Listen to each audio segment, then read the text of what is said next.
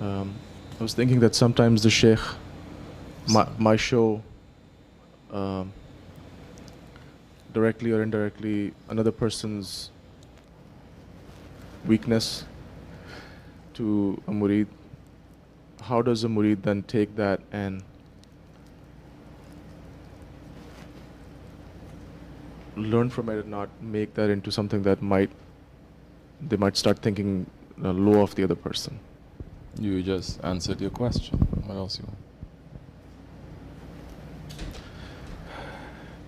This is a classroom that is different.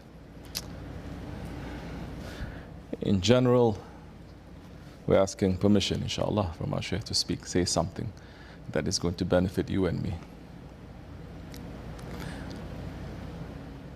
Something is open, whether the Shaykh is opening it up or Allah is opening it up to show the faults of another person.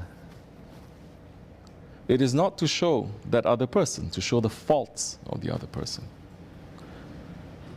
Who can say that we are better than the other person? If you say that, you're already making a hidden shirk, because you are claiming that it cannot happen to you.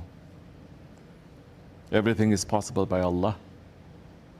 And the ones who have the most taqwa, they are the most shy ones in front of their Lord.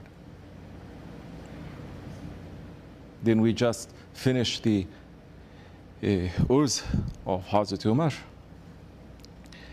where Hazrat Umar, who punched out one eye of the angel of death because the angel is asking him, who is your Lord? And he's saying, I'm spending my life with the Holy Prophet ﷺ, with my Lord, and you can dare ask that kind of a question.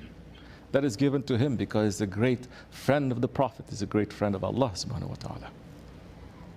Yet, Hazrat Umar is the one who kept asking that Sahabi if he is in that list of munafiqs.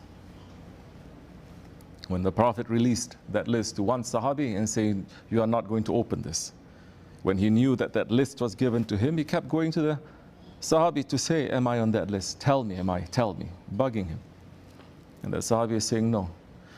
Also, Shaykh Effendi is saying the sign is given when that Sahabi is not going for a certain person's funeral, janazah, then it's a sign that one, maybe. It's not for us to say. Again, it is not for us to say. Shaykh Effendi said, we're nearing the days of Ashura. We're nearing to the days of Karbala. Shaykh Effendi is saying, Shaykh Maulana is saying, all holy ones are saying, if you think that your ego, it is better than Yazid,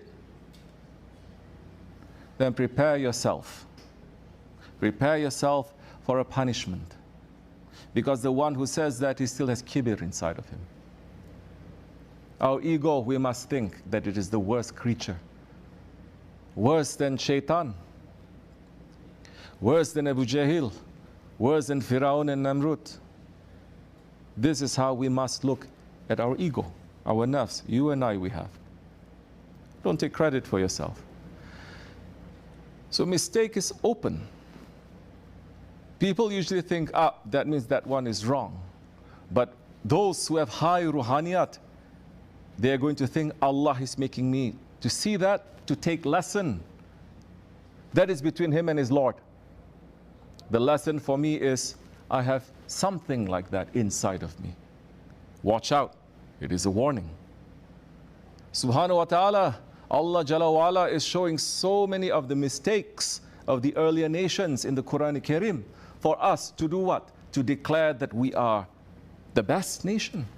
Although Allah has said, the nation of His Prophet ﷺ, the most praised one, it is the best.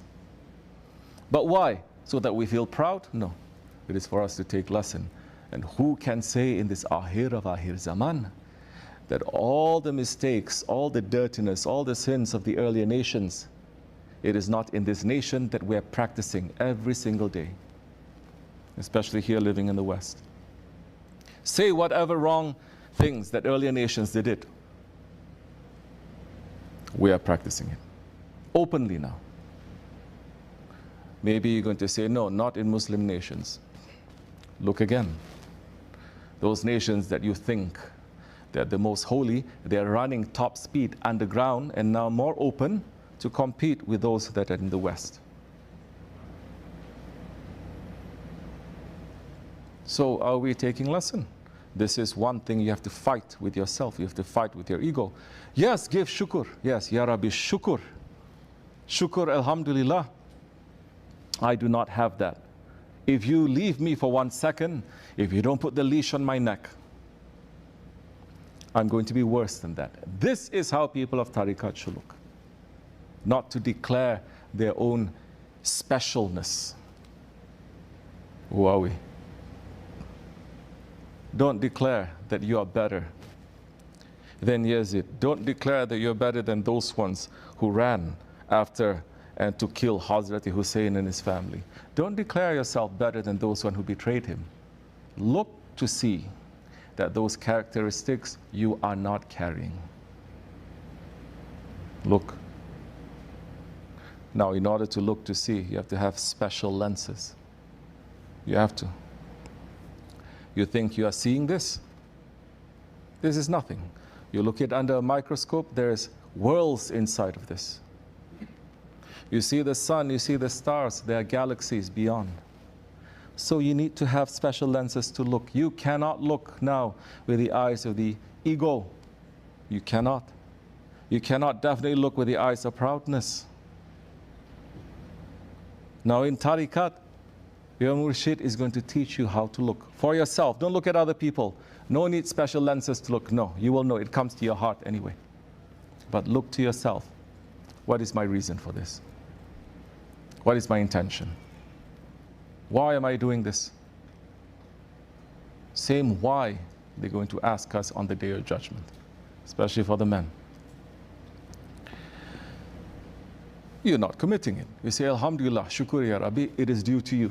Again, credit goes to you, not to me. Credit goes to your Prophet ﷺ. Credit goes to our sheikhs, the ones who are teaching us. None to you. Don't take credit. Look away. This is a test for you. Look away and be busy with yourself. That it is there. You're seeing another person having those qualities, turn your head. Don't support it. Don't go to the other extreme also and to say, oh, we love you. It's okay. All these things, don't judge, Yani. Everyone who did wrong, we accept them. We love them too. Haq is haq, batil is batil. The wrong actions is always batil. You understand?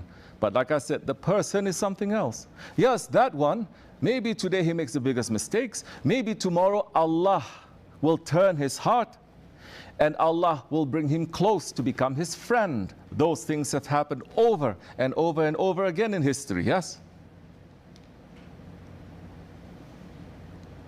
What was Hazrat Umar doing before he became Hazrat Umar? He took his sword out to kill the Prophet ﷺ. Yet because of one prayer of the Prophet ﷺ, make one of these two Umars to support us. Allah then turned the heart, and from that extreme hate, we may say, it became extreme love. That he is the one who's saying, if we are on the haqq in the same second, if we are on haqq, why are we doing here? Why aren't we praying in front of the Kaaba, openly?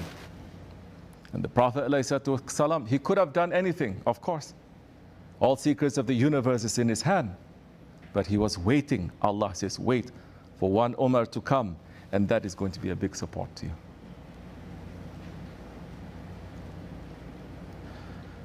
So,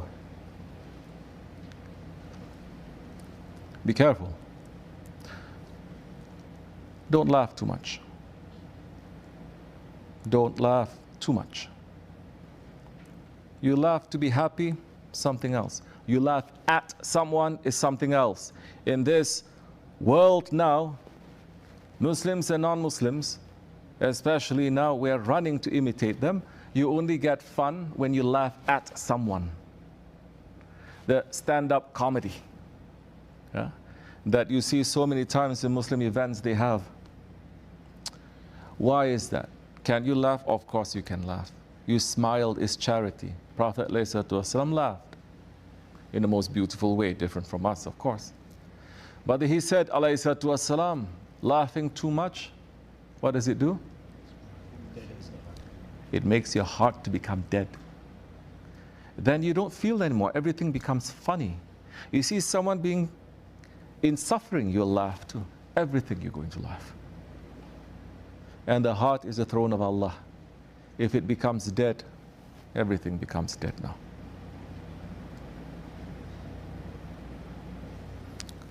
We are coming to the nights of Ashura. How is our heart going to become alive? Your heart to become alive is not to hit it over and over again too. That's not how you make your heart to become alive. 1400 years they're doing hitting. Yes, we love. That is not how you show the love too. With that kind of a passion that is like that, if someone turns and says, that one is an enemy to Hussein, the leader who says, he can point to anyone. You think anyone who is hitting his heart for hours is going to have the intelligence to see yes or no? He's just going to follow.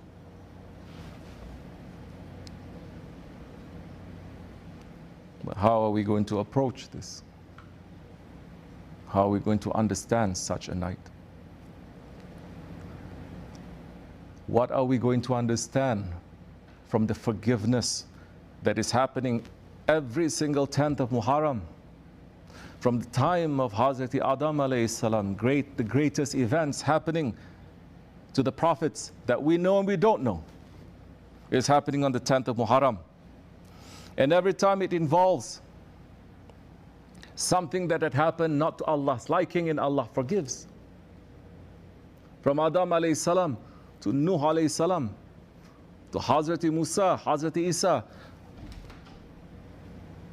Where is this forgiveness then, you're going to ask, on this 10th of Muharram that had happened 1400 years ago? Isn't it enough to see that although they massacred the grandchildren of the Holy Prophet ﷺ, earlier nations have done less, that Allah punished the entire nation and sent them to perishan, to non-existence. But this nation of Muhammad ﷺ, through the sacrifice of his grandchildren, is still continuing. If no one is seeing the forgiveness of Allah there, I don't know what to say. Prophet ﷺ is sent as a mercy to the universes. His family sent, continuing from that time until today. Those whom we know and those that we don't know, they are also mercy to the universes. They forgive and they never stood up for revenge. What they did to the Holy Prophet for 23 years. And when he took over Mecca completely, he forgave. Never before has happened, never again it was going to happen. Some exceptions here and there in our history. We will speak more, inshallah, as the time comes to Ashura, things that we must take, things that we must understand. We're not just going to remember because it is there. The forgiveness of Allah is there. But what this ummah is going to do until Judgment Day, the blood is going to flow. The patience of Allah continues because of the Holy Prophet ﷺ. Otherwise, we have been finished a long time ago. Karbala did not happen once 1400 years ago. Karbala is happening every day, especially now. Yes, that time go and cry and hit and do something. Look to see, there are still Yazids. There are still Husseins. Hazrat Maulana is saying, he's going one step deeper and say, look to your Yazid. Look inside and find out your Yazid. Don't look outside so much, look to see. And what is your Yazid doing to your Hussein? You want tariqat? How are you going to do that when everyone is proclaiming that they're a saint? that they know better. Allah protect us, inshallah. Ameen. May Allah forgive me and bless you. Assalamu alaikum wa rahmatullahi wa barakatuh.